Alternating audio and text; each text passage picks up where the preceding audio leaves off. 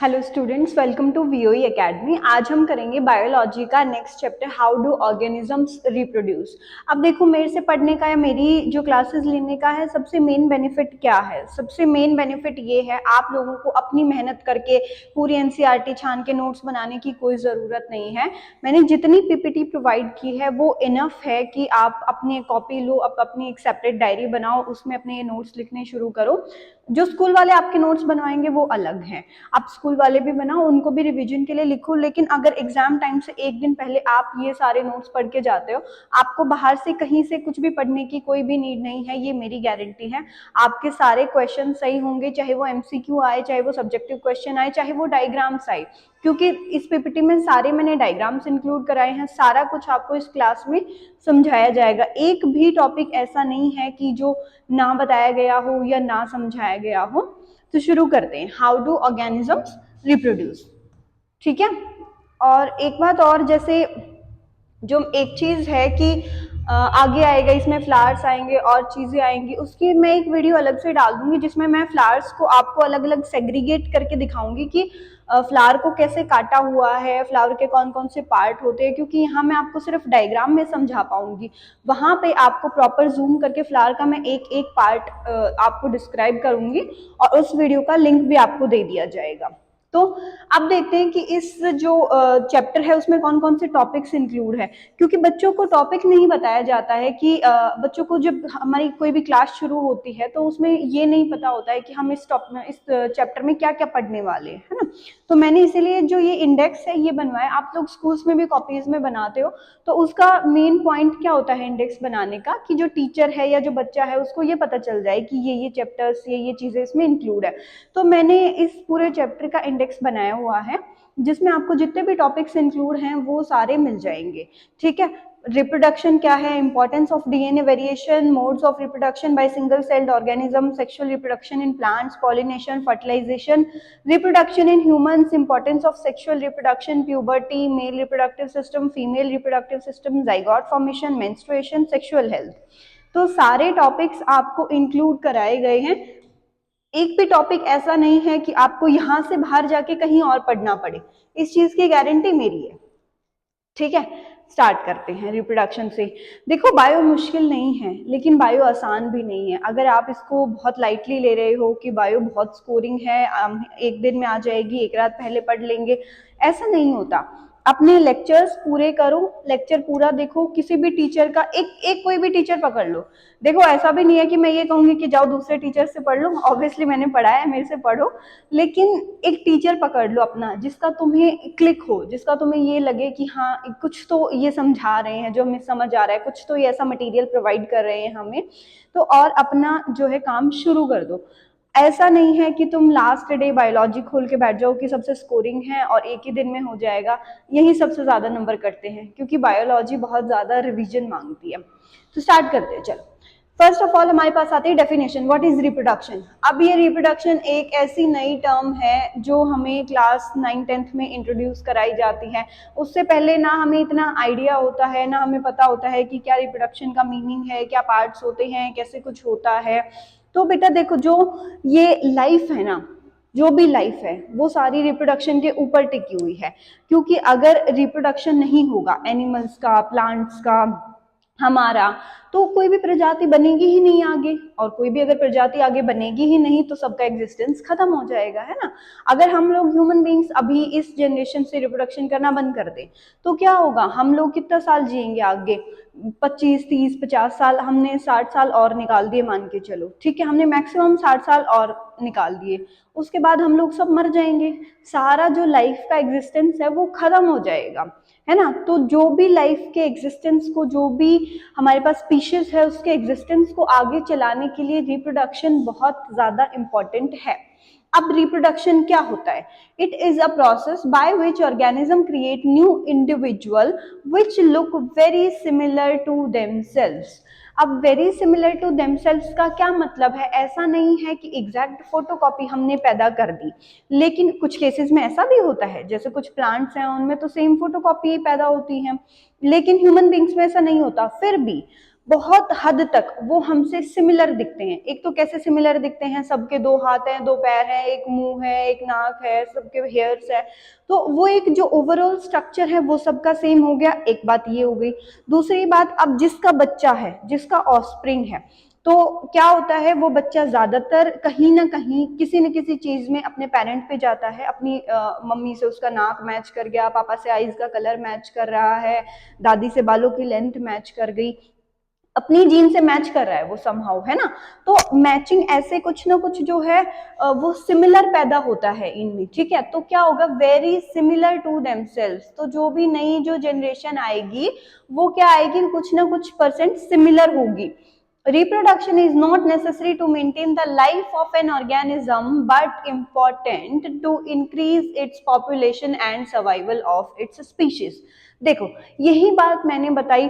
अब ऐसा नहीं है कि आपने रिप्रोडक्शन नहीं किया तो आप अभी मर जाओगे। मैंने आपको क्या बताया, आप 50-60 साल तो आप जियोगे, लेकिन आपकी आने वाली पीढ़ियां मर जाएंगी, क्योंकि आने वाली पीढ़ी तो कोई पैदा ही नहीं हुई।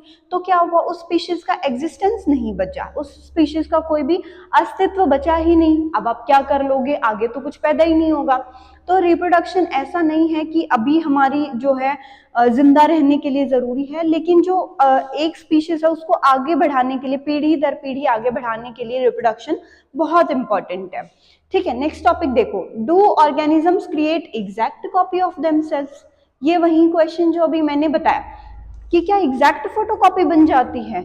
तो कुछ केसेस में ऐसा होता है, यस, एग्जैक्ट फोटोकॉपीज भी होती हैं, कुछ एनिमल्स में भी होता है। जैसे आप नॉर्मली देखोगे कि डॉग्स हैं, तो डॉग से सिमिलर सिमिलर से ही उनके बच्चे पैदा होते हैं, या फिर आप कैट लगा लो, कैट भी सिमिलर ही बच्चे दिखते हैं उनके, सब सेम सेम से ही दिखते हैं। लेकिन ह्यूमन बींग्स में ऐसा कम होता है। In the chromosomes in the nucleus of a cell contain DNA, deoxyribonucleic acid। देखो, कोई भी जो सेल है, ये हमारे पास कोई भी एक है सेल, सेल के अंदर हमारा है न्यूक्लियस, और न्यूक्लियस के अंदर हमारा क्या पड़ा है, डीएनए। और डीएनए क्या होता है, हमारा जेनेटिक मटेरियल होता है। डीएनए पे ही सारा कुछ हमारा डिपेंड होता है कि जो बच्चा है वो कैसा बनेगा, मम्मी जैसा दिखेगा, पापा जैसा दिखेगा, दादा दादी जैसा दिखेगा, बुआ जैसा दिखेगा, व्हाटएवर जो भी उनके ब्लड रिलेशंस होते हैं, उनमें वो बच्चा किस पे जाएगा, वो हमारे डीएनए पे डिपेंड होता है। डीएनए की फुल फॉर्म क्या है, डीऑक्सीराइबोज न्यूक्लिक एसिड, ठीक है। अब molecules which is responsible for carrying characters and proteins to the offspring। अब क्या होता है कि ये जो डीएनए है, सारा मटेरियल ये ही लेके जाता है, प्रोटीन हो गया और कैरेक्टर्स हो गए। कैरेक्टर्स मतलब उसके बाल कैसे होंगे, नाक कैसे होंगे, आईज कैसी होगी, हाथ पैर कैसे होंगे, स्ट्रक्चर कैसा होगा, हाइट कितनी होगी, ये सारी चीजें क्या है, ये सारी चीजें हम कैरेक्टर्स बोलते हैं इनको, ठीक है। तो इन कैरेक्टर्स को कौन कैरी करता है, इन कैरेक्टर्स को डीएनए कैरी करता है। डीएनए जैसा होगा वैसा ही इंसान फॉर्म होगा। In reproduction process, two copies of DNA are produced by reproductive cells which act as two new individual cell। Reproduction की प्रोसेस में क्या होता है, 2 तरह की कॉपी जाती हैं। 2 तरह की कॉपी कौन सी होती है, एक मदर की साइड की कॉपी और एक फादर की साइड की कॉपी। 2 डीएनए होते हैं और ये 2 डीएनए मिलके एक नया डीएनए फॉर्म करते हैं, ठीक है। The DNA copies may look similar to each other but they have some variations. अब देखने में तो डीएनए का स्ट्रक्चर जैसे ऐसा है, देखो देखने में सबका डीएनए का स्ट्रक्चर आपको ऐसा ऐसा लगा, ठीक है, ये हो गया डीएनए। तो ये डीएनए देखने में हमें ऐसा लगा, लेकिन क्या सारे डीएनए ऐसे होते हैं, नहीं। क्यों, वेरिएशन कहाँ आता है, वेरिएशन आता है कि ये जो कैरेक्टर्स कैरी करते हैं, इनके अंदर, किसी के अंदर आईज का कलर कैसा है, किसी के अंदर नोज की शेप कैसी है ना, वो सारी चीजें इनमें डिफरेंस करती हैं।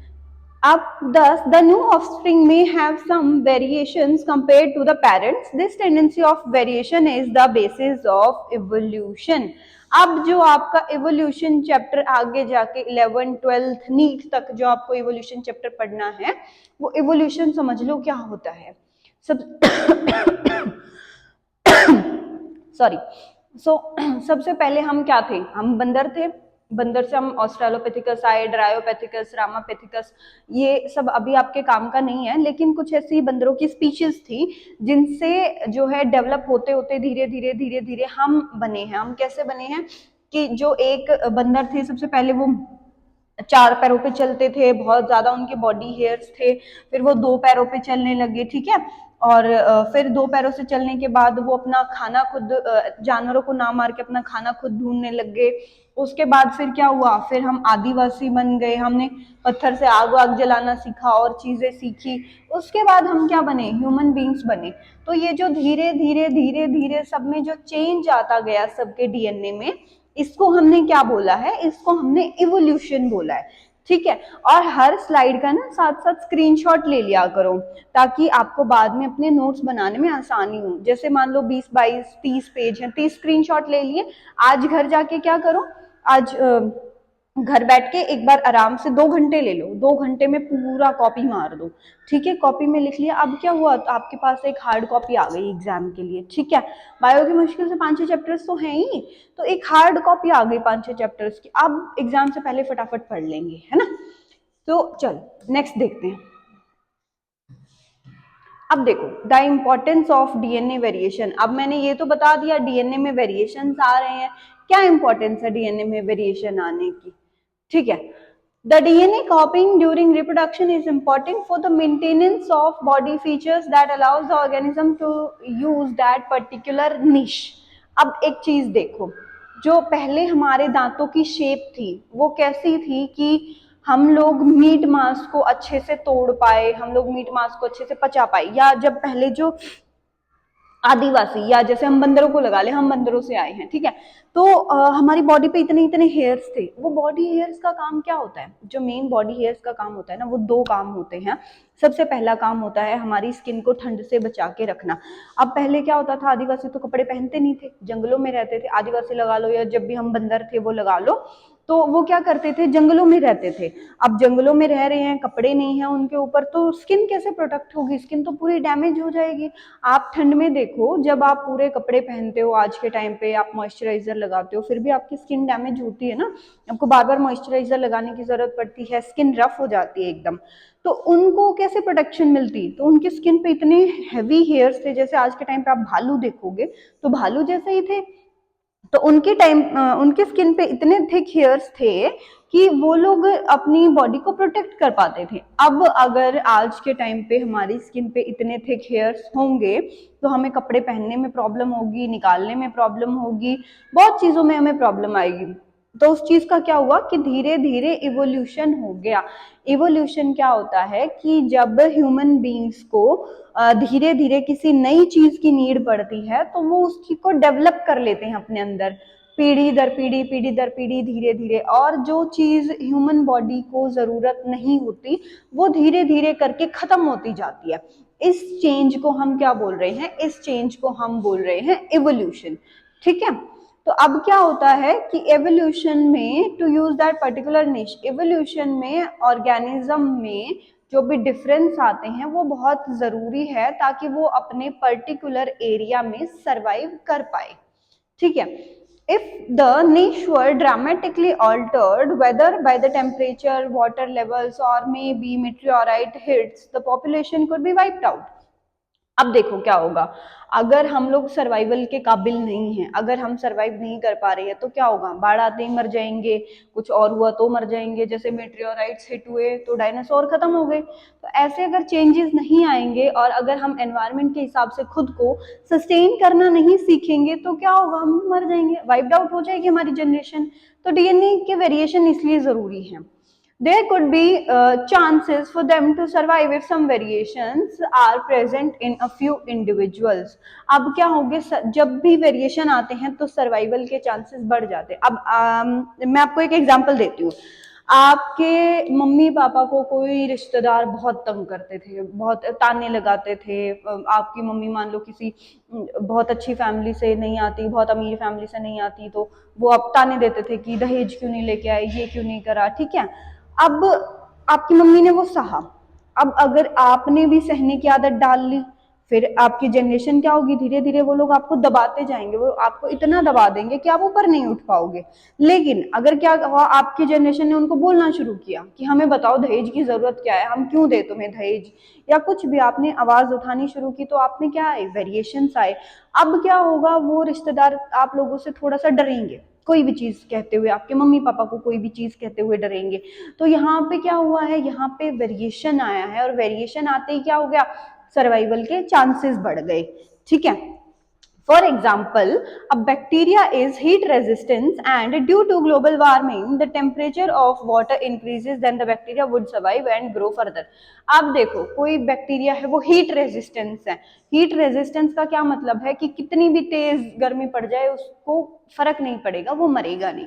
तो अगर वो बैक्टीरिया हीट रेजिस्टेंस है, अब ग्लोबल वार्मिंग हुई, टेम्परेचर बहुत ज्यादा बढ़ गया, अब वो बैक्टीरिया सर्वाइव कर जाएगा, है ना, उसकी प्रजाति आगे बढ़ेगी। लेकिन अगर वो हीट रेजिस्टेंस नहीं होता तो क्या होता, उसकी प्रजाति वही मर जाती। तो इसको, इस चीज को हम क्या बोलते हैं, देखो इस चीज को हम बोलते हैं, एक एलेंस रूल होता है, वो आप लोग पढ़ोगे, इस चीज को हम बोलते हैं सर्वाइवल ऑफ द फिटेस्ट। और ये चीज ना रियल लाइफ में भी लागू होती है। जितना फिट रहोगे हर चीज में, whether it's physically, financially, emotionally, जैसे भी हो ना, जितना ज्यादा फिट रहोगे उतने तुम्हारे सर्वाइवल के चांसेस बढ़ जाएंगे। वरना कंपटीशन इतना है, फटाफट कोई दूसरा आएगा और तुमको एलिमिनेट करके निकल जाएगा। ठीक है। So survival of the fittest is always the rule, जो हमेशा हर जगह फॉलो होता है, सिर्फ बायो में नहीं, लाइफ में। अब देखो, mode of reproduction used by single celled organisms. Single cell के जो ऑर्गेनिजम्स है वो कैसा मोड ऑफ रिप्रोडक्शन यूज करते हैं, चल फिजन। सबसे पहले आता है फिजन। फिजन क्या होता है, फिजन का मतलब होता है दो हिस्सों में टूटना, किसी भी चीज का, किसी भी चीज का दो हिस्सों में टूटना। टूटना ऐसे लिख लिया करो, देखो इंग्लिश में समझ ना आए ना, हिंदी में लिख लो, कोई प्रॉब्लम वाली बात ही नहीं है, हमें ही तो समझना है, कॉपी हमारी है, टीचर को भी नहीं दिखानी, अपने घर के नोट्स बनाने हैं। तो जो चीज हिंदी में ना समझ आए ऐसे लिख लो कि दो भागों में टूटना, क्या हो गया, फिजन हो गया। हमें हमारे तरीके से समझना पड़ेगा ना, किसी और को समझाने थोड़े बैठे हैं हम। सो अब फर्स्ट आता है, इसमें फिजन के टाइप है, एक है बाइनरी फिजन। देखो अब बाइनरी फिजन में क्या होगा, दो में बाई, बाई का मतलब ही हो गया दो, इतना तो हम बाइनरी, शायद आप लोगों के पास कंप्यूटर होगा, आप कंप्यूटर में भी पढ़ते हैं, तो बाइनरी का मतलब ही क्या हो गया, दो। अब दो हिस्सों में किसी चीज का टूटना, बाइनरी फिजन। एक आएगा मल्टीपल फिजन, मल्टीपल से वैसे ही समझ आ रहा है कि मल्टीपल फिजन है। ठीक है। एक चीज और देखा करो, बायोलॉजी में ना हमेशा और हमेशा बायोलॉजी में आपको जो डेफिनेशंस दी हुई है ना, वो वर्ड के मीनिंग से ही समझ आ जाएगी। वर्ड का मीनिंग निकालना अगर सीख जाओ ना, उसको स्प्लिट करके, उसको तोड़ के उसका मीनिंग निकालना समझ गए। बाइनरी फिजन, फिजन का मतलब हो गया टूटना, बाइनरी मतलब दो हिस्सों में। ठीक है। मल्टीपल फिजन मतलब कई हिस्सों में टूटना। वहीं से आप पूरी लैंग्वेज बना के लिख दोगे कि if organism split into to offsprings and two new daughter nuclei are formed, then it is called binary fission। बन गई डेफिनेशन, मिल गए दो नंबर। ठीक है। सिर्फ एक वर्ड, अगर बाई आपको समझ आता है कि बाइनरी का मतलब ही दो है, बाइनरी फिजन। ठीक है। अब देखो बाइनरी फिजन में क्या हुआ, in this method an organism simply split into two equal half during cell division, the nucleus divide into two and then cytoplasm division occurs and form two new daughter nuclei.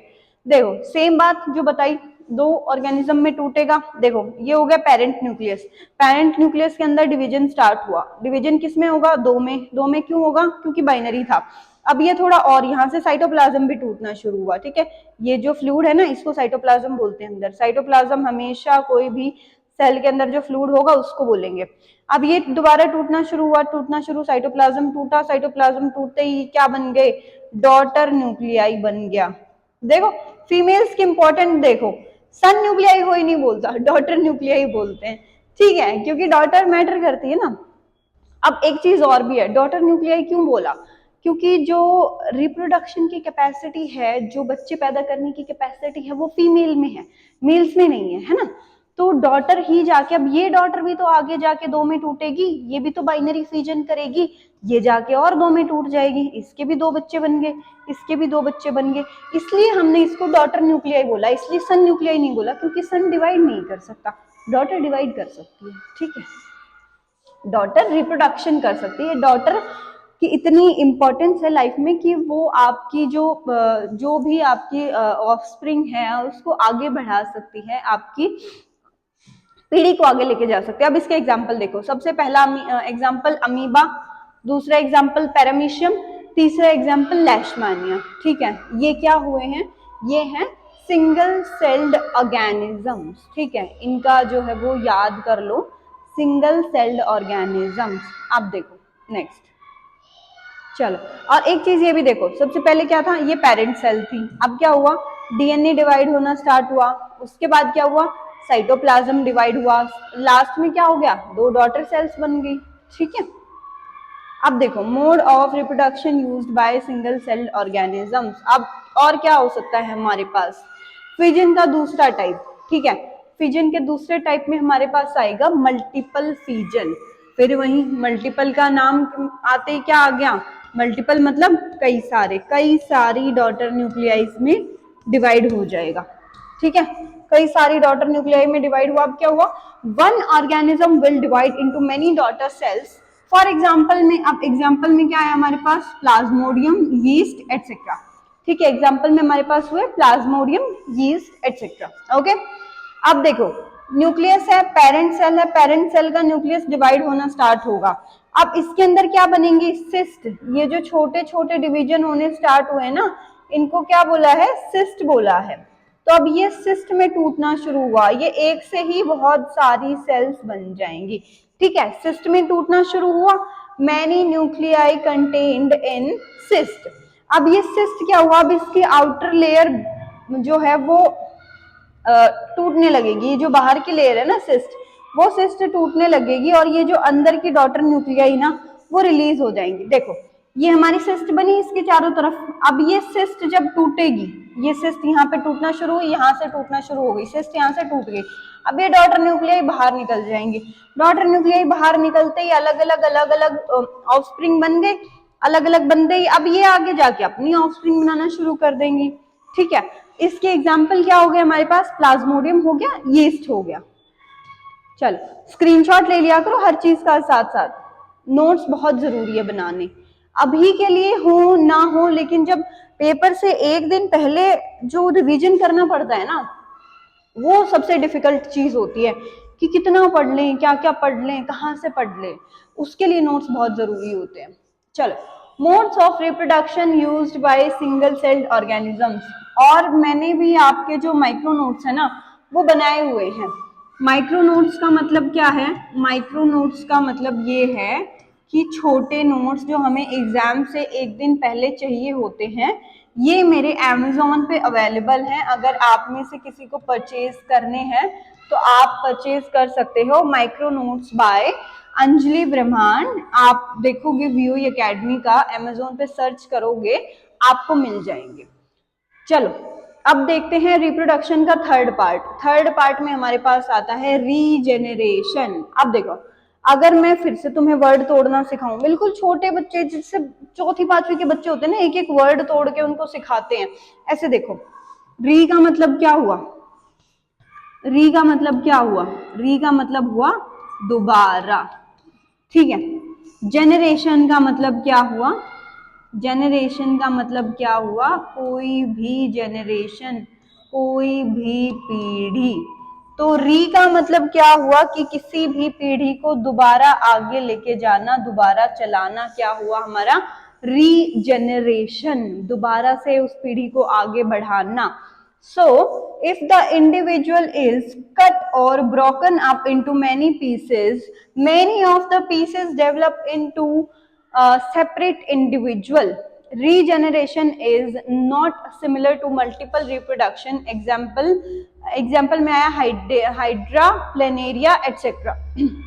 अब देखो, सबसे main चीज क्या होगी हमारे पास, कोई भी हमारे पास, इसको आप प्लेनेरिया मान लो, इसको हमने माना प्लेनेरिया, वैसे ये प्लेनेरिया की शेप नहीं है, लेकिन प्लेनेरिया की प्रॉपर शेप बताती हूँ, ठीक है। प्लेनेरिया हमने इसको माना। अब प्लेनेरिया में क्या होगा, प्लेनेरिया एक कोई भी ऑर्गेनिज्म ऐसे वाला उसको आप कहीं से भी काट दो, जहां से आपका मन करे, जिस हिस्से को आपने काटना है ना वो काटो। इसको हमने कहाँ से काटा, यहाँ से हमने बीच से काटा, ये कटा, ये कटा, अब ये दो पार्ट बने। इसका क्या है, इसका तो ऊपर का पार्ट नहीं है, इसका क्या है, इसका नीचे का पार्ट नहीं है। कटते ही क्या होगा, ये तो अपना नीचे का पार्ट उगा लेगा और ये अपना ऊपर का पार्ट उगा लेगा।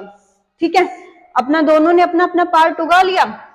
उगाते ही ये नया ऑफस्प्रिंग बन गया, ये नया ऑफस्प्रिंग बन गया। सिर्फ इतना सा है रीजनरेशन का मतलब, कि दोबारा जनरेट करना किसी भी चीज को। एग्जाम्पल हो गया हाइड्रा और प्लेनेरिया। चल नेक्स्ट देखते हैं, मोड ऑफ रिप्रोडक्शन में हमारे पास क्या आएगा, बडिंग। बडिंग में भी हाइड्रा आता है, सबसे मेन एग्जाम्पल ही बडिंग का हाइड्रा है। थोड़ा सा पानी पी लेते हैं।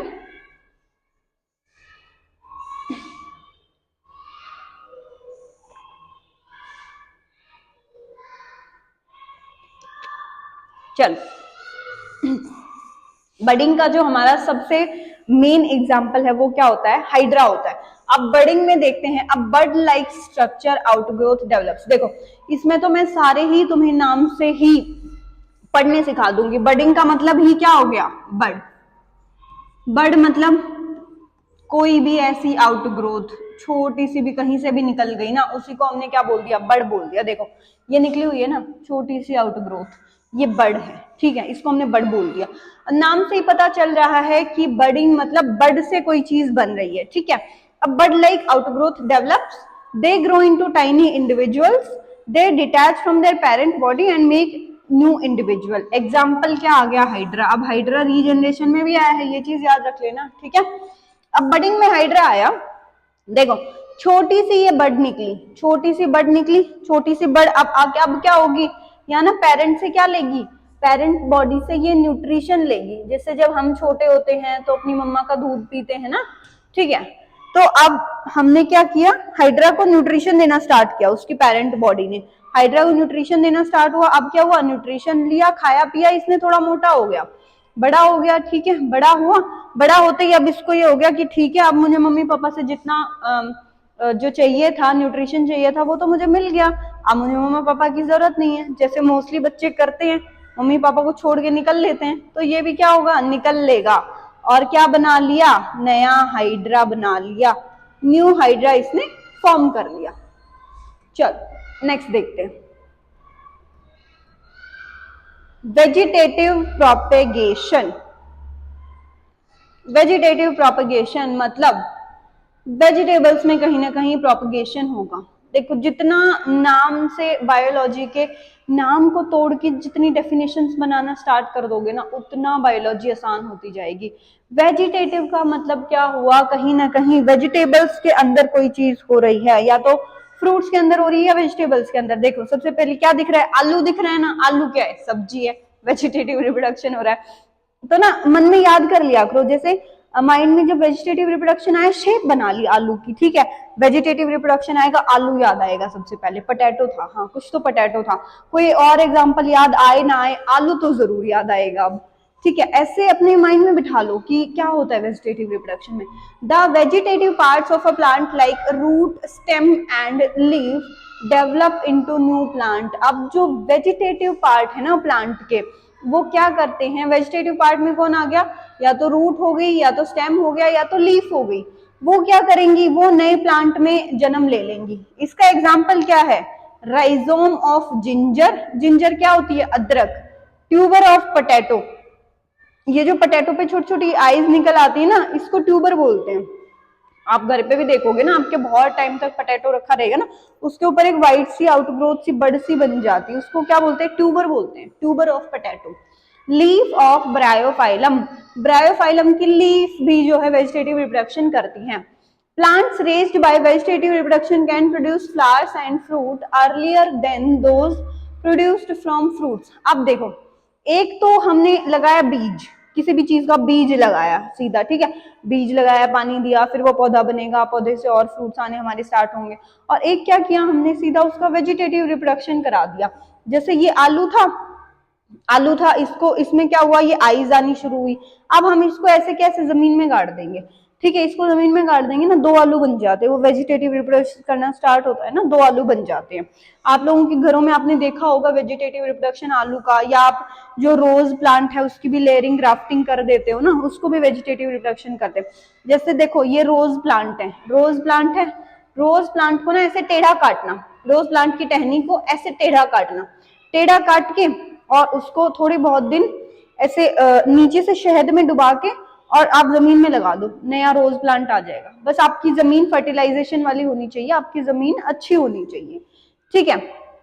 It also makes it also make possible the propagation of plants that are not able to produce seeds such as banana, orange, rose and jasmine। अब देखो ये जो प्लांट है ना, बनाना, ऑरेंज, रोज और जैस्मिन, ये लोग क्या करते हैं, ये इन लोग ना सीड नहीं बना पाते। बनाना में कहाँ सीड है, रोज में कहाँ सीड है, नहीं है ना।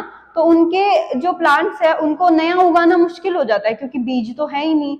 अब जब बीज नहीं है तो नया प्लांट कहाँ से बनेगा, ऐसे बनेगा। ऐसे रोज की ग्राफ्टिंग होती है, ये रोज की कोई भी टहनी ले लेना, उसको ऐसे टेढ़ा काटना, और टेढ़ा काटते ही क्या होगा, टेढ़ा काटते ही उसको आप जमीन में लगाओगे, वो नया रोज उगना स्टार्ट हो जाएगा। उसको क्या बोलते हैं, ग्राफ्टिंग बोलते हैं, उसको हम ग्राफ्टिंग बोलते हैं। ऐसे ग्राफ्टिंग, लेयरिंग, कटिंग से हम नए प्लांट्स उगा सकते हैं।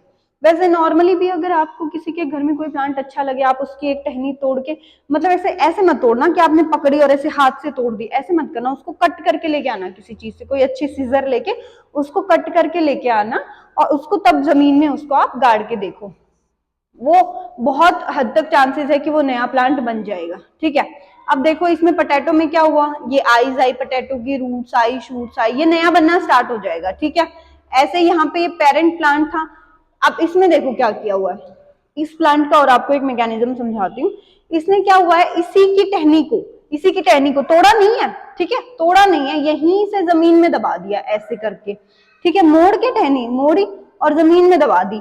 अब वो जमीन में दबाते ही क्या होगा, यहाँ ना ये अपनी रूट बनाने लगेगी अलग अलग अलग अलग, ऐसे। अब इसने रूट बनानी स्टार्ट करी ना, जैसे ही रूट बनानी स्टार्ट करते ही क्या हुआ, ये नया प्लांट बन गया।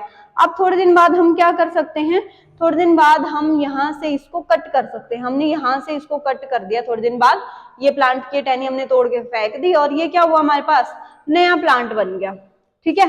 तो है अच्छा तरीका है प्लांट्स उगाने का, नया ट्राई करना अपने घर में, रोज का तो जरूर करना। अब मुझे कमेंट करके बताना अगर किसी के घर में ना उगे ना, मुझे बताना, उनको नया तरीका समझाएंगे, ठीक है। नेक्स्ट आता है स्पोर फॉर्मेशन। देखो इसका एक फ्लो चार्ट बना लो कॉपी में, टाइप्स का एक टेबल बना लो कि क्या क्या टाइप्स होते हैं उसको। अब देखो स्पोर फॉर्मेशन, फिर से नाम से याद आ गया, अगर आपका 2 नंबर में क्वेश्चन आता है, नाम से बना के लिख दोगे जिसमें स्पोर्स बनते हैं ना, इंग्लिश में बना के उसको लिख दो। In sacs spores are stored in the form of sporangia. Sac क्या होता है, सैक ना एक कोई भी स्टोरेज बोरा टाइप कोई चीज होती है ना, उसको हम सैक बोलते हैं। ऐसा नहीं है प्रॉपर बोरा ही होता है। देखो ये चीज जो होती है ना, ये होती है, हम इसको क्या बोलते हैं, स्पोरेंजियम। और स्पोरेंजियम एक सैक है, इसके अंदर क्या स्टोर है, स्पोर स्टोर है, छोटे छोटे छोटे छोटे, ठीक है, छोटे छोटे छोटे छोटे हमारे यहाँ पे क्या स्टोर है, स्पोर, स्पोर बोलते हैं इसको। सेकंड हमारे पास क्या है, स्पोर। देखो ये रहा सेकंड हमारे पास क्या है, स्पोर। फर्स्ट क्या है हमारे पास, स्पोरेंजियम, स्पोरेंजियम, ठीक है। फर्स्ट हमारे पास हो गया स्पोरेंजियम, सेकंड हमारे पास क्या हो गया, स्पोर। थर्ड हमारे पास क्या है, फूड सोर्स, यहाँ से ये खाना लेगा, ठीक है। थर्ड हमारे पास हो गया फूड सोर्स, और फोर्थ हमारे पास क्या हो गया, हाइफे। हाइफे फोर्थ को हमने क्या, राइटिंग बहुत गंदी है यार, राइटिंग पे मत जाना, ठीक है, बोर्ड पे तो बिल्कुल ही गंदी आती है। चलो, sporangia broke down into form tiny single cell thick और thin wall structure called spore. अब देखो ये क्या है, स्पोरेंजिया है, स्पोरेंजिया क्या है, एक सैक है, ये टूटी, इसके अंदर ये छोटी छोटी सेल्स दिख रही हैं, ये क्या है, स्पोर हैं।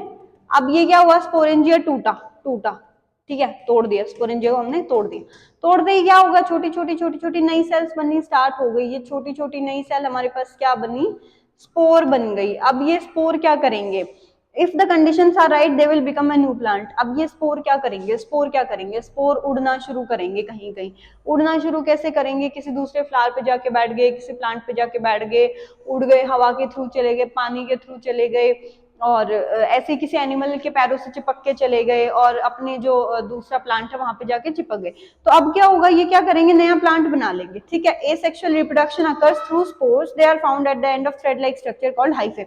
अब क्या होता है, ये कहाँ मिलते हैं, थ्रेड लाइक स्ट्रक्चर में मिलते हैं। ये क्या होता है, हाइफे, हाइफे में हमें ये मिले हैं। अब ये क्या करेंगे, एसेक्सुअल रिप्रोडक्शन होगा इनमें, नया प्लांट बना लेंगे। ठीक है, नए प्लांट की इन्होंने ग्रोथ कर ली। They are dispersive meaning they are carried by the rain, wind और इंसेक्ट। अब क्या हुआ, ये डिस्पर्सिव हैं, किसी भी तरीके से ये उड़ के हाँ दूसरी जगह तक जा सकते हैं। तरीके क्या हो सकते हैं, पानी आया, पानी में बह के चले गए, हवा चली, हवा में उड़ के चले गए। आपने देखा होगा ना, ये कई बार ऐसे एक छोटा सा अंदर बीज होता है, उसके चारों तरफ ऐसे व्हाइट वो कॉटन जैसा सा उड़ रहा होता है। ठीक है, हम तो उसको पता नहीं क्या ही बोलते थे, मैं तो नाम भी भूल गई। हमारे वहां तो ऐसे अलग अलग नाम होते, तो वो क्या है, वो स्पोर ही है, वो स्पोर उड़ रहा है, वो बीज उड़ के दूसरी जगह पे जा रहा है। ठीक है, वो बीज उड़ के दूसरी जगह पे जा रहा है अपना एसेक्सुअल रिप्रोडक्शन करने, अपना नया प्लांट बनाने। अब देखो, हो गया स्पोर फॉर्मेशन, हो गया। अब आता है हमारे पास सेक्सुअल रिप्रोडक्शन। सबसे मेन, सबसे इंपॉर्टेंट टाइप, एसेक्सुअल रिप्रोडक्शन में टाइप्स याद करने हैं, नाम से सारे याद हो जाएंगे। सेक्सुअल रिप्रोडक्शन में सारा कुछ याद नहीं होगा, बहुत ध्यान से करना पड़ेगा। चलो पढ़ेंगे, बिल्कुल पढ़ेंगे, ध्यान से करना पड़ेगा, ध्यान से कर लेंगे। Sexual reproduction, it is a type of reproduction which involves two individuals and cannot produce offspring alone। इसमें क्या होगा, दो ही जो इंडिविजुअल्स है, एक फीमेल और एक मेल इन्वॉल्व होंगे, अकेले रिप्रोडक्शन नहीं हो सकता। For example human beings, cows, dogs etcetera. ठीक है, सब आगे एनिमल्स, जितने हम भी एनिमल्स की कैटेगरी में ही आते हैं, इसीलिए so we are also included in the category of animals. So इसका एग्जाम्पल क्या रहा हमारे पास, इसका एग्जाम्पल रहा human beings, cows, dogs. Okay,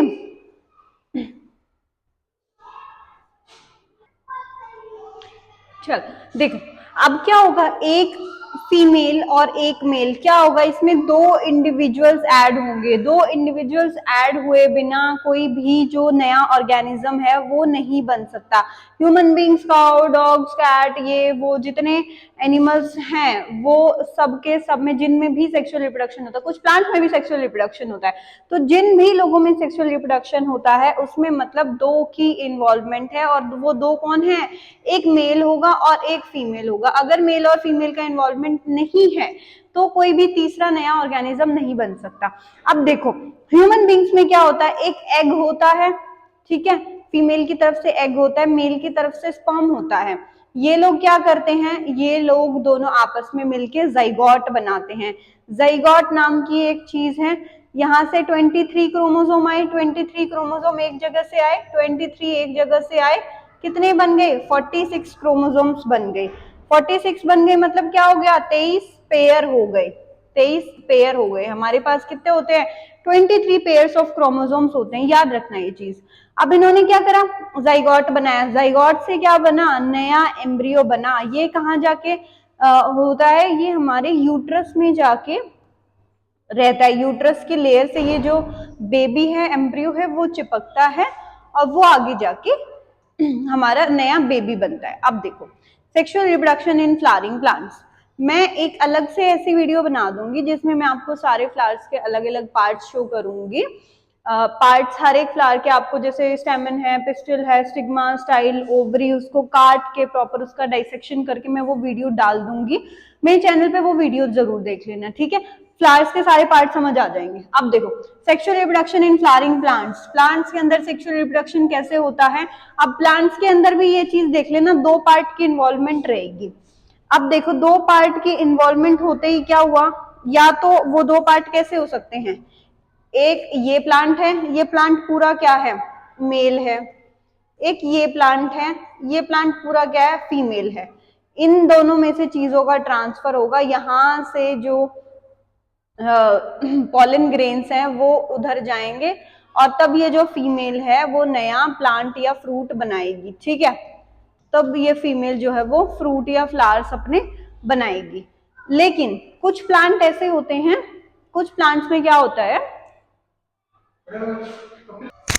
चलो पार्ट्स देखते हैं sexual reproduction in flowering plants. एक बार माइक चेक कर लेते हैं, माइक कनेक्टेड है, ठीक है माइक कनेक्टेड है, ओके ओके। सबसे पहले जो मेल और फीमेल पार्ट्स होते हैं प्लांट के रिप्रोडक्टिव पार्ट्स, वो कौन से होते हैं? स्टेमन और पिस्टल। स्टेमन कौन सा पार्ट होता है? स्टेमन होता है मेल पार्ट, पिस्टल होता है फीमेल पार्ट। सो ये क्या होते हैं? एक मेल पार्ट है, एक फीमेल पार्ट है किसी भी फ्लावरिंग प्लांट के। अब देखो स्टेमन के बारे में पढ़ते हैं। स्टेमन is a male reproductive part of a flower and produces pollen grains. एक फ्लावरिंग प्लांट का मेल पार्ट है। देखो ये हो गया स्टेमन। स्टेमन क्या है हमारे पास? मेल पार्ट है। स्टेमन हो गया, स्टेमन के अंदर दो पार्ट आएंगे, एक होगा ऊपर वाला एंथर, नीचे वाला होगा फिलामेंट। ये मैं आपको प्रॉपर एक वीडियो बनाऊंगी जिसमें फ्लावर्स आपको पूरा का पूरा मैं बताऊंगी कि फ्लावर का ये पार्ट ये है, ये पार्ट ये है, ठीक है। तो ये ऊपर का पार्ट हो गया, ये जो पार्ट है ये हो गया एंथर, और ये जो नीचे की डंडी आई है छोटी सी, ये क्या हो गया? फिलामेंट। और इन दोनों को क्या बोला हमने? मेल। अब मेल पार्ट में हो गया। पिस्टल का देखते हैं। Pistil is a female reproductive part and it has 3 parts. Female reproductive part कौन सा हो गया? पिस्टल। इसके कितने पार्ट है? 3 पार्ट है। ये हो गया पिस्टल। पिस्टल कौन सा पार्ट है? फीमेल रिप्रोडक्टिव पार्ट है। पिस्टल के हमारे पार्ट हो गए स्टिग्मा, स्टाइल, ओवरी, ठीक है। अब देखो स्टिग्मा कौन सा पार्ट है? ये स्टिग्मा पार्ट हो गया। स्टाइल कौन सा पार्ट है? ये नीचे तक का पार्ट आपका स्टाइल हो गया। और ये क्या है? ये आपकी ओवरी है, ठीक है। ये क्या है? आपकी ओवरी। अब देखो ओवरी ही आगे चल के जब मैच्योर हो जाती है तो वो क्या करती है? वो फ्रूट बनती है। अब इनमें रिप्रोडक्शन कैसे होगा? सबसे पहले इनकी डेफिनेशन देख लो। स्टिग्मा क्या है? The terminal part which is sticky. Terminal part, ये जो ऊपर वाला पार्ट है ये हमारा स्टिग्मा हो गया। देखो ये जो पार्ट है ये स्टिग्मा होगा और ये स्टिकी होता है। अब ये स्टिकी क्यों होता है? मतलब ये चिपचिपा होता है। चिपचिपा क्यों होता है? क्योंकि यहाँ से जो पॉलन ग्रेन्स है ना वो यहाँ आके चिपकते हैं। यहाँ जब पॉलन ग्रेन आके चिपकेंगे तो वो इस स्टाइल के थ्रू अंदर जाएंगे और नीचे जाके ओवरी में फर्टिलाइजेशन करेंगे, इसलिए ये चिपचिपा होता है। स्टाइल क्या है? Middle elongated part which is style. ये मिडल इलोंगेटेड पार्ट हो गया, ये हो गया स्टाइल आपका। ओवरी क्या है? The swollen bottom part is ovary. जो बॉटम स्वोलन पार्ट है उसको हमने क्या बोला है? उसको ओवरी बोला है, ठीक है। नेक्स्ट देखते हैं।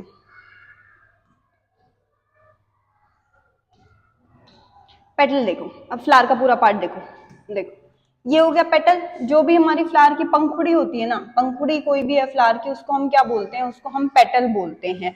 और जो ये हमारा ग्रीन पार्ट होता है इसको हम क्या बोलते हैं? सेपल बोलते हैं। ये आ गया हमारा रिसेप्टेकल, ठीक है। अब देखो फीमेल पार्ट आ गया। फीमेल पार्ट क्या है? Stigma, style, ovary, pistil, carpel जो है वो क्या है? फीमेल पार्ट है। स्टिग्मा आ गया, ऊपर का चिपचिपा पार्ट। स्टाइल आ गई, अंदर की जो ट्यूब है जिसके थ्रू जो पोलन ग्रेन्स है वो अंदर जाएंगे। और ओवरी आ गई। ओवरी वो प्लेस जहां पे आपका फर्टिलाइजेशन होगा, ठीक है। सिर्फ ये चीज है। अब एंथर और फिलामेंट तो हो गए। एंथर ये हो गया, फिलामेंट आपका ये आ गया। चल अब देखते हैं कि फ्लावर्स में पोलिनेशन होता कैसे है, ठीक है। फ्लावर्स में पोलिनेशन या जो सेक्सुअल रिप्रोडक्शन है वो कैसे परफॉर्म होगा? For fertilisation the pollen needs to be transfer from for fertilization the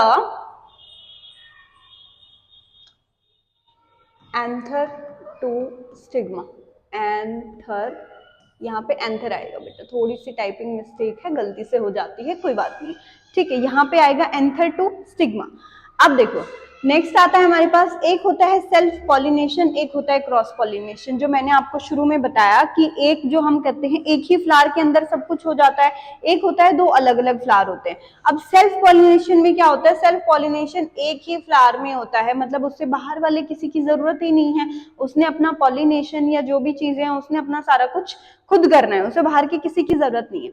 So if the pollen transfer occurs on the same flower then it is known as self pollination. Example क्या हो गया? Wheat, rice, tomato, इन सब के ना example जरूर याद कर लेना।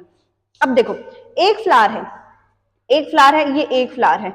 एक ही फ्लावर से आपका यहां से एंथर उठ के अगर स्टिग्मा पे आ गया ठीक है, यहां से एंथर उठा स्टिग्मा पे आ गया, तो ये क्या हो गया, सेल्फ पॉलिनेशन हो गया, यानी कि एक ही फ्लावर से उठा और एक ही में इसने पॉलिनेशन करा दिया।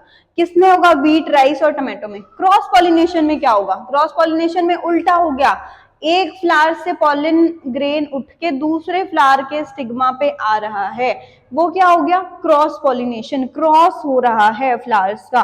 अब ये जो पॉलिन ग्रेन है ये एक फ्लावर से दूसरे फ्लावर पे कैसे आएगा, पॉलिनेटर्स के थ्रू। पॉलिनेटर्स कौन होते हैं, विंड, वाटर और एनिमल्स, ये तीन हमारे पॉलिनेटर्स होते हैं। अब एनिमल्स में कौन कौन होते हैं, एनिमल्स में सबसे ज्यादा होती हैं मधुमक्खियां या जो भी उड़ने वाले कीट पतंगे हो गए, बटरफ्लाईज हो गई, इनके क्या करते हैं, जो एंथर होता है ना वो इनके पैरों पे चिपक जाता है, जो पोलन ग्रेन्स होते हैं इनके पैरों पे चिपक जाता है। अब ये एक फ्लावर पे बैठे, वहां से इनके पैरों पे जो पॉलन ग्रेन से वो चिपक गए, दूसरे फ्लावर पे जाके बैठे, वहां पे वो छोड़ दिया इन्होंने ना, वहां से वो, क्योंकि क्या था, स्टिग्मा तो चिपचिपा है। अब ये स्टिग्मा पे बैठे, यहाँ पे स्टिग्मा पे बैठते इनके जो पैरों पे यहाँ पे पॉलन ग्रेन्स लगे हुए थे वो यहाँ पे लग गए। अब यहाँ पे लगते ये इसमें चले जाएंगे, फर्टिलाइजेशन हो जाएगा।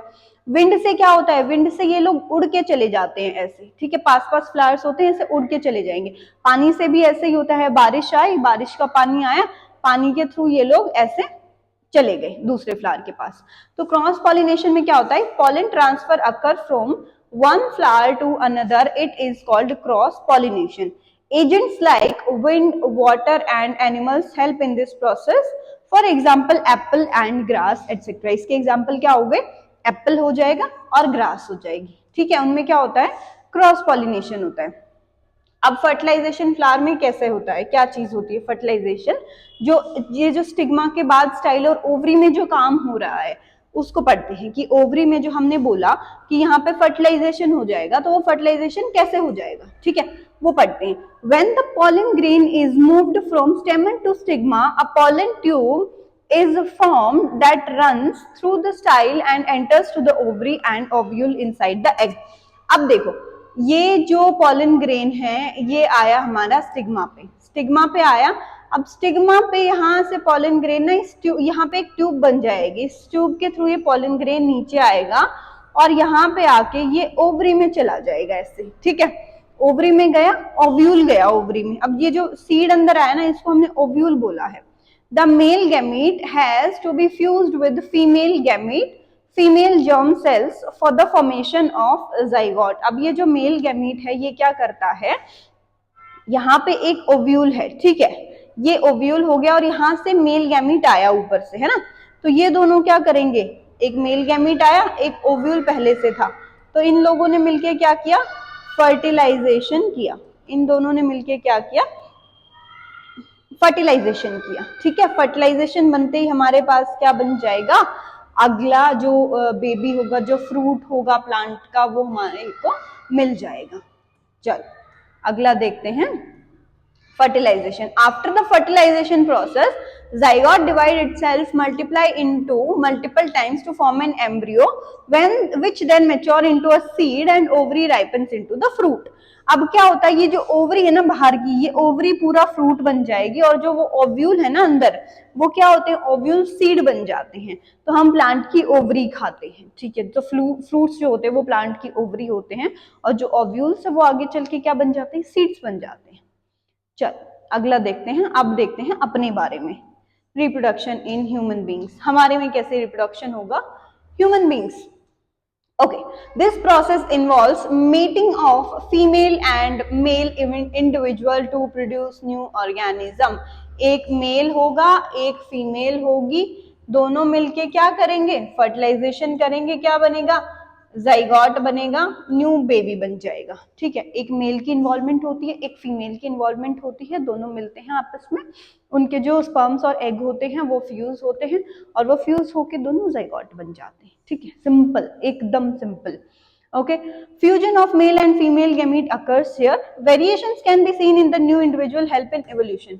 सेम बात आ गई फिर से, जितने ज्यादा वेरिएशंस होंगे तो वेरिएशंस होते ही क्या होगा, नया इंडिविजुअल में फर्क आने स्टार्ट होंगे और फर्क आने की चीज को हमने क्या बोला है, एवोल्यूशन बोला है, ठीक है। Meiosis the type of cell division is involved. अब देखो ये सेल डिवीजन के ना दो टाइप होते हैं, एक होता है माइटोसिस, एक होता है मियोसिस। तो माइटोसिस जो होता है वो हमारी ग्रोथ सेल्स में होता है, जो सेल्स हमारी बॉडी में ग्रोथ करती रहती है, हमारी बोन सेल्स होगी, बाकी सेल्स होगी, बाकी सब में क्या हो रहा है, माइटोसिस। रिप्रोडक्टिव सेल्स में क्या हो रहा है, रिप्रोडक्टिव सेल्स में हमारा मियोसिस हो रहा है। ठीक है, देखो एक एग आया, 23 क्रोमोसोम थे, पहले भी समझाया, एक स्पर्म आया, 23 क्रोमोसोम्स थे, दोनों मिले, फर्टिलाइजेशन हुआ, जाइगोट बना, 46 क्रोमोसोम बने, एम्ब्रियो बना, बच्चा बन गया। बच्चे में भी कितने होंगे, 40 क्रोमोसोम होंगे, 23 पेयर्स होंगे। अब देखो इंपॉर्टेंस ऑफ सेक्सुअल रिप्रोडक्शन। जो सेक्सुअल रिप्रोडक्शन होता है क्या इंपॉर्टेंस है, क्यों होता है ये, एसेक्सुअल क्यों नहीं बनाया गया है ना, क्योंकि एसेक्सुअल रिप्रोडक्शन जब होता है ना तो उसमें क्या होता है, एसेक्सुअल रिप्रोडक्शन में एग्जैक्ट कॉपी बनती है, एग्जैक्ट कॉपी बनती है। एसेक्सुअल रिप्रोडक्शन में क्या होता है, कोई भी वेरिएशन नहीं होता, नो वेरिएशंस। ठीक है, और अगर वेरिएशंस नहीं होंगे, किसी भी स्पीशीज में अगर वेरिएशंस नहीं होंगे तो वो स्पीशीज खुद को सरवाइव नहीं करा पाएगी आने वाले टेम्परेचर के हिसाब से, आने वाले टाइम के हिसाब से, जैसे भी जो भी स्ट्रगल का टाइम आएगा उसके हिसाब से वो सरवाइव नहीं कर पाएगी। तो variations lead to survival of the species in the community. जितने ज्यादा वेरिएशंस आएंगे, जितना ज्यादा बदलाव आएगा, उतने ज्यादा क्या होगा, कम्युनिटी में सर्वाइवल बढ़ता है। Okay, two DNA of same species take part in mating, which leads in variation. Crossing over is very important for variation, which is done by sexual reproduction. अब वेरिएशन कैसे आएगा, अगर एक ही बंदा इन्वॉल्व है रिप्रोडक्शन में तो वेरिएशन होगा ही नहीं। कैसे वेरिएशन आएगा, जब एक ही बंदा इन्वॉल्व है तो वेरिएशन तो होंगी नहीं। वेरिएशन कब होंगे, जब different different type of individuals involve होंगे प्रोसेस में, तब जाके वेरिएशन आएगा, राइट। अब due to variations organisms can adapt themselves diverse habit. अब जितना वेरिएशन होगा ऑर्गेनिज्म नई नई अपने अंदर आदतें भी बनाना सीखेगा। ठीक है, fusion of gametes occurs in this type of reproduction. इसमें क्या होता है, फ्यूजन ऑफ गैमीट्स होते हैं, एक मेल गैमीट आ गया, एक फीमेल गैमीट आ गया। This helps to maintain constant number of chromosomes throughout the species. अब क्या होता है, इसमें कांस्टेंट नंबर ऑफ क्रोमोसोम्स बने रहते हैं। कितने होते हैं, 23 पेयर्स, 46 क्रोमोसोम्स। अब देखो ये आया आप लोगों के हिसाब का टॉपिक, प्यूबर्टी। जो आप लोगों की एज चल रही है, टीन एज या जो प्यूबर्टी की एज, आजकल बच्चों में प्यूबर्टी जल्दी आने लगी है। हमारा जो टाइम था उसमें प्यूबर्टी की एज थोड़ी लेट होती थी, आप लोगों की जल्दी हो जाती है। तो प्यूबर्टी होता क्या है, जो जवानी की एज, अगर हम एक टिपिकल लैंग्वेज में बोले कि जब आप जवान होते हो उसको हम प्यूबर्टी बोलते हैं। It typically begins at around 10 to 11 years old in girls and around 12 to 13 years old in boys. देखो 10 से 11 साल की लड़कियों में, 12 से 13 साल के लड़कों में जो चेंजेस आने जब शुरू होते हैं उसको हमने क्या बोला है, उसको हमने प्यूबर्टी बोला है।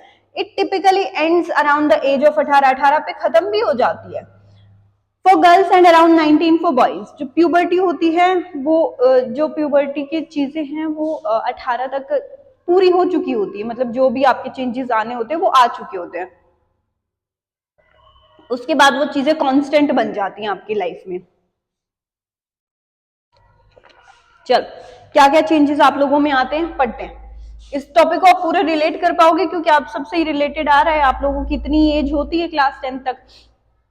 Okay, since the years during pubescence in youngsters, as a result, this stage is also known as teenage. Teenage एक ऐसी stage होती है. Along the period of puberty, growth takes place in the body, which results in changes in both physical and chemical changes. देखो puberty में किस किस तरह के चेंजेस आएंगे। सबसे पहले फीमेल्स में जो सबसे मेन दो चेंजेस होते हैं, एक होता है कि उनके ब्रेस्ट का साइज जो है वो इंक्रीज होना स्टार्ट हो जाता है, और जो सेकेंड चेंज आता है वो ये आता है कि उनकी मेंस्ट्रुअल साइकिल, जिसको हम लोकल लैंग्वेज में पीरियड्स बोलते हैं, वो स्टार्ट हो जाते हैं। ठीक है, तो ये दो चीजें होते हैं। लड़कियों में सबसे ज्यादा मेन चेंजेस आ गए यहाँ पे, और इस वजह से क्या होता है, लड़कियों की थोड़ा सा हाइट पे भी फर्क आता है। अब लड़कों में सबसे ज्यादा क्या चेंजेस आते हैं, जो उनका एडम्स एप्पल होता है ना, जो उनकी आवाज होती है वो फटने लगती है, गंदी सी आवाज हो जाती है उनकी। सेकंड चेंज लड़कों में क्या आएगा, प्यूबिक हेयर्स आने स्टार्ट हो जाते हैं, आपकी दाढ़ी बियर्ड आनी स्टार्ट हो जाएगी, राइट। थर्ड चेंजेस लड़कों में क्या आता है, एकदम हाइट इंक्रीज होती है, एकदम टॉल हो जाते हैं एकदम से थोड़े टाइम के अंदर, in a small amount of time, है ना, तो काफी वो लंबे हो जाते हैं।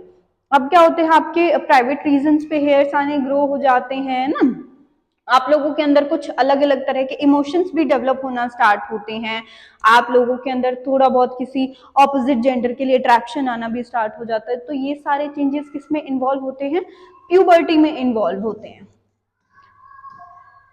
चलो अब आता है चेंजेस, क्या क्या चेंजेस आते हैं आप लोगों में, ठीक है, जिन जिन में जो जो आए होंगे बहुत अच्छी बात है, नहीं आए हैं तो आ जाएंगे। किसी की प्यूबर्टी लेट स्टेज में भी आती है, तो ऐसी कोई बात नहीं है, कोई स्पेसिफिक एक एज नहीं है कि बस यही एक एज है, या फॉर एग्जांपल कोई लड़की है तो उसके बिल्कुल 11-12 साल में ही पीरियड्स आने चाहिए, अगर लेट हो जाए तो इट्स वेरी बैड, ऐसा कुछ नहीं होता। हर किसी की अपनी एक एज होती है जो डिफर करती रहती है।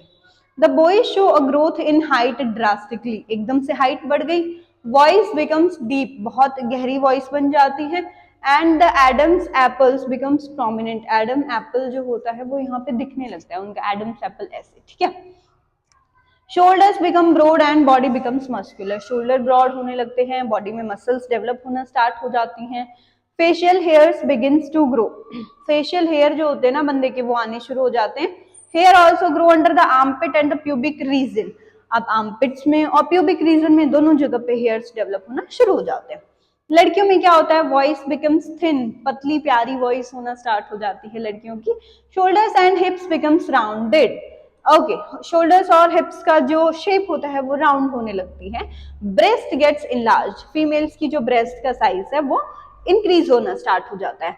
Hair starts to grow under armpits and the pubic regions, और जो एक सबसे मेन चीज है वो क्या है, आपकी मेंस्ट्रुअल साइकिल स्टार्ट हो जाती है। अब देखो, अब आते हैं हमारे पास हमारे सिस्टम, कौन कौन से सिस्टम आते हैं हमारे पास, मेल रिप्रोडक्टिव सिस्टम और फीमेल रिप्रोडक्टिव सिस्टम। जो सेक्सुअल रिप्रोडक्शन का सबसे मेन पार्ट है कि हमें अपने पार्ट्स के बारे में पूरी जानकारी होनी चाहिए। देखो, इसमें कोई भी शर्म की बात नहीं होती कि आप रिप्रोडक्टिव सिस्टम पढ़ रहे हो, ओ ये बहुत शेमफुल टॉपिक है, बहुत शाई टॉपिक है, या कोई एम्बैरेसमेंट वाला टॉपिक है, ऐसा कुछ नहीं होता है। खुल के पढ़ेंगे, बिकॉज हमारी बॉडी है, हमें नॉलेज होनी चाहिए, और हमें एक दूसरे की बॉडी का भी नॉलेज होना चाहिए। For example, if I am a female I should have knowledge about the male body, right, क्योंकि जो कल को रिप्रोडक्शन होता है उस टाइम पे हमें वो सारी चीजें हेल्प करेंगी, ठीक है। तो क्या क्या चेंजेस दूसरे की बॉडी में होता है, और अगर हम एक दूसरे की बॉडी के चेंजेस को समझ पाते हैं तो हम एक दूसरे की रिस्पेक्ट भी ज्यादा कर पाते हैं, ठीक है। अब देखते हैं male reproductive system. It consist of a pair of testis where the formation of germ cell and sperm and the hormones testosterone takes place. इसमें क्या होता है, एक पेयर ऑफ टेस्टिस होती है, टेस्टिस में क्या होता है, फॉर्मेशन ऑफ स्पर्म्स होता है। जो टेस्टिस हैं, ये टेस्टिस है हमारी, ये टेस्टिस हैं, यहाँ पे क्या बनता है हमारा, यहाँ पे स्पर्म हमारा बनता है, यहाँ पे स्पर्म हमारा बनता है, ठीक है। जहाँ पे क्या होता है, formation of sperm germ cells और sperm takes place and the hormone testosterone takes place. Males के अंदर जो सबसे मेन हार्मोन होता है वो क्या होता है, टेस्टोस्टेरोन। कहाँ पाया जाएगा, टेस्टिस के अंदर, testis testosterone, okay, same same. अब these are enclosed in a pouch called scrotum. अब ये जो टेस्टिस होती हैं, ये जो टेस्टिस होती हैं, ये बाहर एक पाउच में क्लोज होती हैं। इस पाउच का नाम क्या है, पाउच का नाम है स्क्रोटम, स्क्रोटम। एक पाउच के अंदर दो टेस्टिस होती हैं, उसको हम स्क्रोटम बोलते हैं। A tube called vas deferens arise from each testis and join into the urethra into a muscular organ called penis. अब देखो, अब देखो, यहां से क्या हुआ, एक ट्यूब अराइज हुई, यहां से क्या हुआ, एक ट्यूब अराइज हुई। ट्यूब को हमने क्या बोला, वैस डिफरेंस। वैस डिफरेंस ने क्या करा, आगे गई, आगे गई, आगे जाके कहाँ पे कनेक्ट हुई, पेनिस में कनेक्ट हुई। ये क्या करेगी, वैस डिफरेंस क्या करेगी, वैस डिफरेंस जो है वो यूरिथ्रा को ज्वाइन करेगी। यूरिथ्रा मतलब क्या होता है, जो हमारे यूरिन को और स्पर्म को पेनिस से बाहर लेके जो ट्यूब जाती है उसको हमने क्या बोला है, यूरिथ्रा बोला है, ठीक है। The urethra is enclosed, it consist of an opening called the genital pour. Urethra एक ऐसी ओपनिंग है, देखो ये यूरिथ्रा हो गया, यूरिथ्रा एक यहाँ पे ये जो आ रही है ना, ये जो मस्कुलर ट्यूब सी छोटी सी, ये क्या है, ये यूरिथ्रा। यूरिथ्रा एक ऐसी ट्यूब है जहां से आपका स्पर्म होता है और जो आपका यूरिन होता है वो दोनों सेम जगह से बाहर आते हैं। Fluid is produced by seminal vesicles and prostate glands which is helpful in the movement of sperm and nutrition. अब देखो, अब सिर्फ स्पर्म थोड़ी बाहर आता है, कुछ अमाउंट ऑफ फ्लूइड भी तो बाहर आता है उसमें। फ्लूइड को क्या बोला है हमने, फ्लूइड को हम बोलते हैं सीमेन, ठीक है, उसको हमने क्या बोला है, सीमेन। तो सीमेन के अंदर स्पर्म होता है, वो फ्लूइड कहाँ से प्रोड्यूस होता है, उस फ्लूइड को प्रोड्यूस करते हैं सेमिनल वेसिकल्स। और कौन प्रोड्यूस करता है, प्रोस्टेट ग्लैंड्स। अब ये फ्लूइड हमें क्यों चाहिए, फ्लूइड की जरूरत क्या है, क्योंकि जो मेल स्पर्म्स है ना वो इसके अंदर मूवमेंट करेंगे, इसलिए, ठीक है। अब नेक्स्ट हमारे पास क्या आता है, फीमेल रिप्रोडक्टिव सिस्टम। नेक्स्ट हमारे पास क्या आता है, female reproductive system. Female reproductive system का देख लेते हैं। It consist of a pair of ovaries which produce the female reproductive cells called the ओवा। देखो, मेल के अंदर क्या हो गया, जो जर्म सेल है उसका नाम हो गया स्पर्म, और फीमेल के अंदर क्या हो गया, उसका नाम ओवम या फिर एग, ठीक है। ये हमें पता होना चाहिए कि जो भी हमारी जर्म सेल है जिससे रिप्रोडक्शन होता है उसका क्या नाम होता है, ठीक है। Oviduct of a fallopian tube, और ये क्या प्रोड्यूस करते हैं, हार्मोन एस्ट्रोजन। हमारे में कौन सा हार्मोन है, एस्ट्रोजन। मेल्स में कौन सा था, हमारे में टेस्टोस्टेरोन, ठीक है बेटा। अब देखो, oviducts of fallopian tubes are situated above the ovary. अब जो देखो, ओवरी कहाँ है हमारी, ये हमारी होगी ओवरी, ओवरी हो गई, ये इस ट्यूब से चिपकी रहती है ओवरी। अब ये ट्यूब को हमने क्या बोला है, फेलोपियन ट्यूब। ये ओवरी निकलेगी यहाँ से, फेलोपियन ट्यूब में अंदर जाएगी, अंदर जाएगी फेलोपियन ट्यूब में, और यहाँ वेजाइना से क्या होगा, फेलोपियन ट्यूब में क्या आएगा, स्पर्म आएगा। यहाँ ना फेलोपियन ट्यूब में दोनों मिल जाएंगे, मिलते ही क्या होगा, जाइगोट बनेगा, और जाइगोट बनने के बाद क्या बनेगा, जाइगोट बेबी बनेगा। जाइगोट बेबी बनके यहाँ पे चिपक जाएगा, ठीक है। जाइगोट बेबी बनके कहाँ चिपका, यहाँ यूट्रस पे, यहाँ इन लाइन पे चिपक जाता है, और हमारी मेंस्ट्रुएशन साइकिल बंद हो जाती है, ठीक है। नेक्स्ट देखो, oviducts of fallopian tube are situated above the ovary. अब देखो, ये फेलोपियन ट्यूब ओवरी के ऊपर आ गई। Oviducts United together in a bag called uterus. यहाँ से ये फेलोपियन ट्यूब आई, यहाँ से ये फेलोपियन ट्यूब आई, दोनों मिलके कहाँ चले गए, यूट्रस के अंदर चले गए। The uterus contains an opening called the vagina. अब ये जो नीचे यूट्रस आके जहाँ पे मिला है, ये हमारी क्या है, वेजाइना, ठीक है। ये होता है हमारा फीमेल रिप्रोडक्टिव सिस्टम। इसके अलावा इसमें कुछ भी नहीं होता। ये ओवम का स्ट्रक्चर दिया हुआ है, बट आपको इतना डीपली इसमें अभी क्लास 10th में पढ़ने की जरूरत है नहीं। देखो, फेलोपियन ट्यूब को और थोड़ा सा अच्छे से एक्सप्लेन कर दिया गया है। देखो बेटा, फेलोपियन ट्यूब में दोबारा देखो, यहाँ पे हमारे पास क्या आ गई, ओवरी आ गई। ओवरी के ऊपर हमारी क्या है, फेलोपियन ट्यूब। अब देखो, जो मेल स्पर्म होता है वो कहाँ से एंटर करता है, मेल स्पर्म ने एंट्री मारी वेजाइना से, वेजाइना से वो कहाँ गया, फेलोपियन ट्यूब में। यहाँ से क्या आई, ओवरी से क्या आया, एग, और फेलोपियन वेजाइना से क्या आया, स्पर्म। यहाँ पे क्या आया, एग आया और स्पर्म आया, और इन्होंने क्या किया, दोनों ने मिलके जाइगोट बना दिया। ओवरी यहाँ से भी आ सकती, यहाँ से भी आ सकती, किसी भी साइड से आ सकती है, ऐसा कोई स्पेसिफिक नहीं होता कि इसी डायरेक्शन से आनी चाहिए। अब दोनों जाइगोट बनाया। जाइगोट किसको बोलते हैं, जो बेबी होता है ना, जाइगोट ही बड़ा होके बेबी बनता है, तो जाइगोट आके यहाँ पे चिपक जाता है, इसके लेयर पे, यहाँ पे। और जब हमारी मेंस्ट्रुएशन साइकिल होती है ना, तो भी ये जो हमारी ये लेयर है ना, यही झड़ती है, इसको हम एंडोमेट्रियम बोलते हैं। ये जो लेयर होती है ना यूट्रस की, इसको हम एंडोमेट्रियम लेयर बोलते हैं। और जो हमारी एंडोमेट्रियम है वही झड़ती है यूट्रस में, और वो फिर से थिक हो जाती है अगले मंथ तक, जब तक 28 दिन होते हैं वो फिर से थिक हो जाती है, ठीक है। अब देखो, जाइगोट फॉर्मेशन कैसे होगी हमारी, कैसे जो बेबी हमारा वो डेवलप होगा। अब देखो, during sexual intercourse the mail sperm enters into the vagina and reaches the oviduct. Oviduct किसको बोला है, फेलोपियन ट्यूब को बोला है, ठीक है। अब इंटरकोर्स के बाद क्या हुआ, मेल स्पर्म वेजाइना में गया, सिंपल सी बात है, हमें पता है। अब कहाँ पहुंचा वो, ओविडक्ट तक पहुंचा।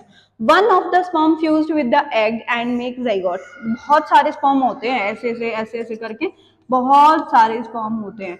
बहुत सारे स्पर्म में से एक क्या होता है, ये ओवम है।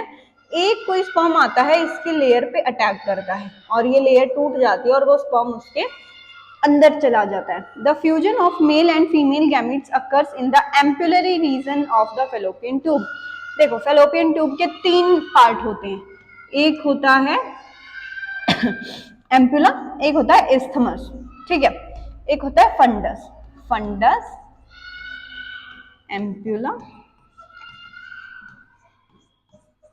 और एक होता है इस्थमस, एक होता है इस्थमस। ठीक है, फेलोपियन ट्यूब के हमारे पास कितने पार्ट हो गए? 3 पार्ट हो गए। जो बीच वाला पार्ट होता है एम्पुला, एम्पुला, एम्पुला पार्ट में हमारा फ्यूजन होता है दोनों का। ठीक है, zygote get implemented in uterus, zygote undergoes multiple division and forms an embryo. Embryo क्या होता है? बच्चे ही होता है, बच्चे को एम्ब्रियो बोलते हैं। ठीक है, the embryo gets oxygen and nutrition. बच्चा देखो, बच्चा सबसे पहले क्या बना? जाइगोट बना, उसके बाद बच्चा क्या बना? एम्ब्रियो बना। ठीक है, उसके बाद उसको हम क्या बोलते हैं? इन्फेंट बोलते हैं। जब वो बच्चा नया नया पैदा होता है उसको हमने क्या बोला? इन्फेंट बोला। तो बच्चे के ना नाम बदलते रहते हैं, न्यू बॉर्न बेबी बोल दिया। ठीक है, the embryo get oxygen and nutrition from the mother's body through placenta. अब ये बच्चे का एम्ब्रियो हो गया, ये बच्चे का एम्ब्रियो हो गया। ठीक है, बच्चा है इसमें, बेबी है इसमें। यहाँ पे एक नाली होती है जो बेबी का फूड और ऑक्सीजन लेके जाती है। ये नाली क्या होती है?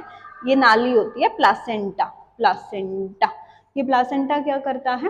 प्लासेंटा बेबी का फूड और ऑक्सीजन मदर से खींचता है अपनी साइड। ठीक है, the embryo get oxygen, development of child occurs inside the mother uterus till 9 months and old and then the baby is born. 9 महीने बच्चा पेट में रहेगा, फिर बाहर आ जाएगा। कितना सिंपल है ना? अब देखो, ओवरी में था, देखो यहां से क्या हुआ? अनफर्टिलाइज्ड एग आया, इसमें क्या मिला? स्पर्म मिला। ये कौन सा रीजन हो गया? एम्पुला। ठीक है, एम्पुला रीजन में फर्टिलाइजेशन हुआ, फर्टिलाइज हो गया। फर्टिलाइज होने के बाद क्या होगा? डिवाइड होना स्टार्ट करेगा। डिवाइड होना स्टार्ट करा, डिवाइड हुआ, यहां से डिवाइड हुआ, यहां से डिवाइड हुआ। 2 से क्या बनी? 4 सेल, 4 से क्या बनी? 8, और 8 से क्या बना? पूरा जाइगोट। अब ये जाइगोट आके क्या करेगा? यहाँ पे नीचे यूट्रस में चिपक जाएगा, एम्ब्रियो बन जाएगा। ठीक है, एम्ब्रियो की डेवलपमेंट कैसे होती है? चलो एम्ब्रियो की देखो, एम्ब्रियो की डेवलपमेंट कैसे हुई? सबसे पहले क्या हुआ? फर्टिलाइज्ड एग आया, 2 में डिवाइड हुआ, 4 में डिवाइड हुआ, 8 में डिवाइड हुआ, 16 में डिवाइड हुआ, ब्लास्टोसिस्ट बन गया। ये 5 वीक का है, ये 10 वीक का है, ये 20 वीक्स का, ये 40 वीक्स का, ये फुल्ली फॉर्म्ड बेबी है। ठीक है, ये देखो प्लासेंटा जो है ना, ये जो नाली है ना बच्चे की, जो पेट तक कनेक्ट है, ये नाली क्या है? ये प्लासेंटा है। प्लासेंटा क्या करता है? प्लासेंटा और अम्बिलिकल कोर्ड, देखो प्लासेंटा हो गया, ये जो बाहर की हमारी आउटर लेयरिंग होगी वो प्लासेंटा हो गई। उसके बाद जो ये नाली जुड़ी, अम्बिलिकल कोर्ड, इसको ना एक वर्ड होता है, लोकल वर्ड, इसको ओरनाल बोलते हैं। ठीक है, अब ये जो अम्बिलिकल कोर्ड है, अम्बिलिकल कोर्ड यहाँ पे जुड़ी, अम्बिलिकल कोर्ड ने क्या किया? अम्बिलिकल कोर्ड आपका जो प्लेसेंटा और अम्बिलिकल कोर्ड ने मदर से जितना भी न्यूट्रिशन था वो खींचा और बच्चे को दे दिया। ठीक है, अब क्या होगा? बच्चा बड़ा होगा। अब देखो मेंस्ट्रुएशन साइकिल, मेंस्ट्रुएशन साइकिल के बारे में हमने कहाँ पढ़ा? प्यूबर्टी में पढ़ा। प्यूबर्टी में क्या होगा? 10, 11, 12 की एज से फीमेल की एक साइकिल स्टार्ट होती है जिसको हम मेंस्ट्रुएशन साइकिल या फिर पीरियड्स बोलते हैं। उसमें क्या होता है? फीमेल को हर मंथ 3 से 5 दिन के लिए ब्लड आता है। ये होगी हमारी बेसिक नॉलेज। अब इसको डीप में पढ़ते हैं। The ovary produces 1 egg every month and the uterus plans to receive the egg। देखो ओवरी का काम है, ये हमारी ओवरी हो गई, ये हमारी ओवरी हो गई, इसमें क्या है? एग है, एग। ओवरी का क्या काम है? हर मंथ एक एग को रिलीज करना। सिर्फ एक एग रिलीज होगा हर मंथ, एक एग रिलीज हुआ आपका। ठीक है, इसका काम है हर मंथ एक एग रिलीज करना। यूट्रस का काम है हर मंथ वेट करना कि विमेन जो है प्रेग्नेंट हो सकती है और बच्चा आएगा। ठीक है, यूट्रस वेट करता है कि फर्टिलाइजेशन होगा, बेबी आएगा। मेल और फीमेल का अगर फर्टिलाइजेशन हो गया तो बेबी बन के आएगा यूट्रस में। अब यूट्रस ने अगर वेट किया और एग फर्टिलाइज नहीं हुआ, कोई स्पर्म नहीं आया, ठीक है, तो क्या होगा? यूट्रस अब क्या करेगा? उस एग को बाहर निकाल देता है। तो जब हमारे मेंस्ट्रुएशन साइकिल होते हैं ना, जब ब्लड आता है तो वो क्यों आता है? क्योंकि वो एग बाहर निकल रहा होता है उस टाइम पे, क्योंकि वो एग यूज नहीं हुआ। यूज नहीं हुआ तो उसको क्या करेंगे? बॉडी से बाहर निकाल देंगे। अब क्या होता है? Its wall turn out to be thick and with the veins for feeding the embryo. अब ये थिक क्यों होती है? देखो ये वॉल जो हर महीने थिक हो रही है वो क्यों होती है? ताकि यहाँ पे जो एम्ब्रियो है वो आके चिपक जाए। क्यों? क्योंकि जब एम्ब्रियो अगर विमेन प्रेग्नेंट हो गई, बच्चा वहां पे आके चिपका, तो बच्चे को सपोर्ट चाहिए ना, तो वॉल्स तो थिक होनी चाहिए। लेकिन जब बच्चा आया ही नहीं, विमेन प्रेग्नेंट नहीं हुई, तो वॉल की थिकनेस का क्या काम है? फिर तो वो हर महीने इतनी ज्यादा थिक होती जाएगी कि उसका कोई कंट्रोल नहीं रहेगा, है ना। तो अब क्या होगा, उसकी वॉल्स इतनी ज्यादा थिक हो जाएगी तो उसे हर महीने झड़ना पड़ता है। झड़ने को हम क्या बोलते हैं? Shedding of. तो वो क्या हो जाती है? शेड ऑफ हो जाती है, शेड ऑफ हो जाती है, ठीक है। If that fertilization does not occur, then the uterus wall break and emerges from the vagina as blood and mucus. ठीक है, और ये ब्लड और म्यूकस की फॉर्म में बाहर आ जाते हैं। This cycle happens every month and is called menstruation. ये हर मंथ होती है और इसको हम क्या बोलते हैं? इसको हम मेंस्ट्रुएशन बोलते हैं, ठीक है। अब आता है सेक्सुअल हेल्थ। सेक्सुअल हेल्थ का टॉपिक बहुत इंपॉर्टेंट है बेटा। इसमें कोई ऐसी बात नहीं है कि why are we talking about condoms, why are we talking about sexual devices, की क्या हो रहा है, कैसे हम खुद को बचा सकते हैं जितनी भी जो भी इमरजेंसीज होती हैं उनसे।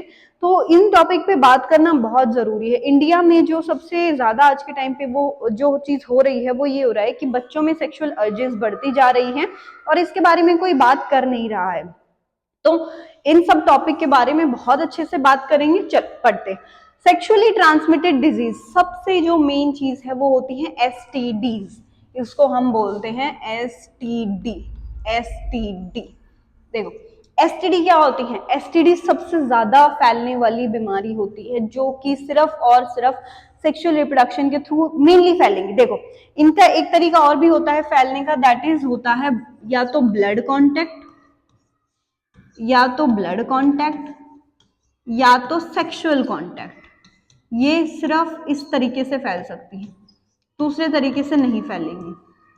अब देखो, अगर आप एसटीडी वाले बंदे का खून पी भी लोगे ना, पूरा खून पी लिया आपने उसका, मान लो उसका खून ऐसे हाथ पे ब्लड निकल गया, आपने उसके ब्लड पी लिया, कोई फर्क नहीं पड़ेगा, आपको कोई एसटीडी नहीं होने वाली।